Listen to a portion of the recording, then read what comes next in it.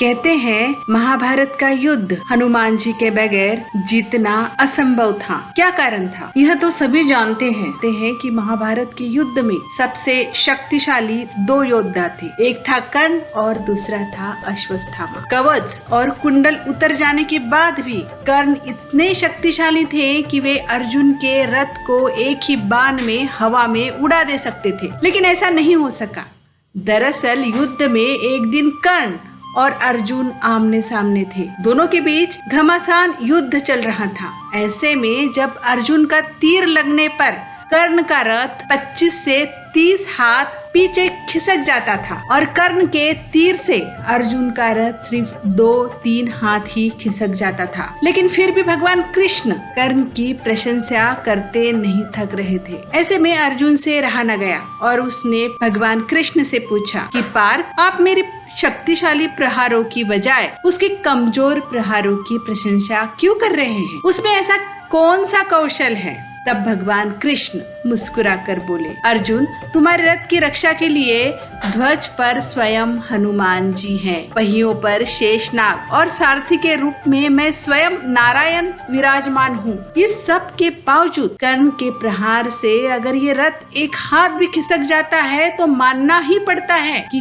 कर्ण में अद्भुत पराक्रम है। ऐसे में उसकी प्रशंसा तो बनती है। कहते हैं युद्ध समाप्त होने के बाद जैसे ही भगवान कृष्ण रथ से उतरे, रथ स्वतः ही भस्म हो गया। वो तो कर्ण के प्रहार से कब का भस्म हो चुका था, पर नारायण विराजते थे इसलिए चल रहा था। ये देख अर्जुन का सारा घमंड चूर चूर हो गया था। हनुमान जी के बारे में तो सभी जानते हैं, उनके बगैर तो यह युद्ध जीतना असंभव था। हनुमान जी से पांडवों की मुलाकात वनवास के दौरान गंधमादन पर्वत पर हुई थी। मान्यता के अनुसार भीम और हनुमान दोनों भाई हैं, क्योंकि भीम और हनुमान दोनों ही पवन देव के पुत्र हैं। भगवान कृष्ण की युक्ति से ही हनुमान जी से पांडवों ने जीत का आश्वासन लिया था। इसी के चलते वे युद्ध में अर्जुन के रथ पर ऊपर ध्वज में विराजमान हो गए थे। मान्यता है कि एक दिन अर्जुन अकेले वन में विहार करने गए। घूमते घूमते वे रामेश्वरम चले गए, जहां उन्हें श्री राम जी का बनाया हुआ सेतु दिखा।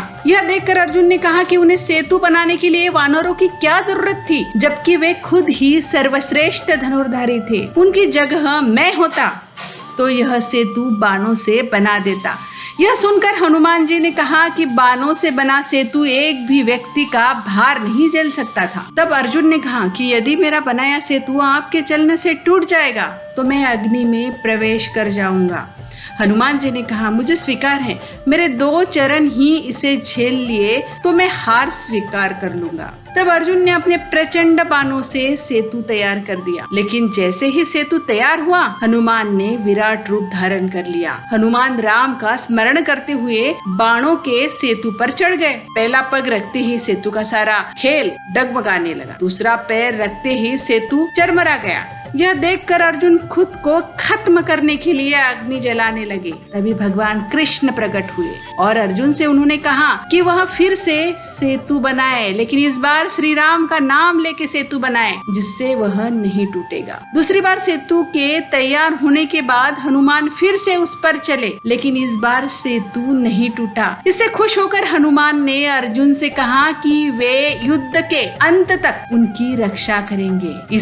इसीलिए कुरुक्षेत्र के युद्ध में अर्जुन के रथ के ध्वज में हनुमान जी विराजमान हुए और उन्होंने अंत तक उनकी रक्षा की। कुरुक्षेत्र के युद्ध के अंतिम दिन कृष्ण ने अर्जुन से पहले रथ से उतरने को कहा। उसके बाद कृष्ण रथ से उतरे। कृष्ण ने हनुमान जी का धन्यवाद किया कि उन्होंने उनकी रक्षा की। लेकिन जैसे ही हनुमान अर्जुन के रथ से उतर गए, वैसे ही रथ में आग लग गई। यह देखकर अर्जुन हैरान रह गए। कृष्ण ने उन्हें बताया कि कैसे हनुमान उनकी दिव्य अस्त्रों से रक्षा कर रहे थे। इसीलिए कहते हैं कि हनुमान जी के बगैर युद्ध जीतना असंभव था। कहानी कैसे लगी जरूर बताएं। ऐसी सुंदर और प्रेरक कहानियों के लिए मेरा चैनल सब्सक्राइब करें।